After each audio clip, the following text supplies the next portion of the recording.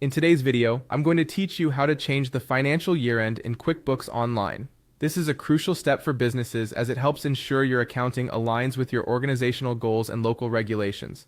By the end, you'll be confident in managing this adjustment, so your financial statements accurately reflect your activity for the specified period.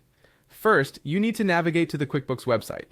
You can do this by simply opening your preferred web browser and performing a quick Google search for QuickBooks Online. Once you've found the official site, the next step is to click on the Sign In button. It's typically found in the upper right corner of the home page, guiding you toward accessing your account. After you hit Sign In, you'll be prompted to log in with your credentials. Make sure you're using the correct email and password associated with your account. If you happen to face any issues logging in, there are options to reset your password or seek assistance from QuickBooks support. Now that you're in, direct your attention to the settings icon.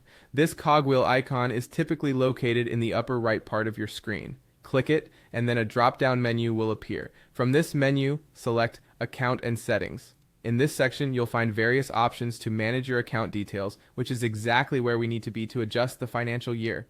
Within Account and Settings, navigate to the Advanced tab. You'll see the options for your company's accounting preferences here. The next step is crucial. Locate the Accounting section inside the Advanced Settings and click on Edit. Here, you'll have the option to adjust your financial year-end by turning on Close the Books. This feature ensures that changes to your financial data are controlled as needed. When this function is activated, you'll choose the specific date for the financial year-end. Picking the correct date is vital as reports and tax filings depend on it. If unsure about the date, consult with your accountant to ensure it aligns with your fiscal regulations and business strategy. Once you've selected the appropriate year-end date, it's time to save your changes. So don't forget to click Save before exiting this page to make sure all your adjustments are recorded properly in QuickBooks. And that's it. By following these steps, you have successfully adjusted your financial year-end in QuickBooks Online. Make sure to review everything to confirm it's set up just the way you need.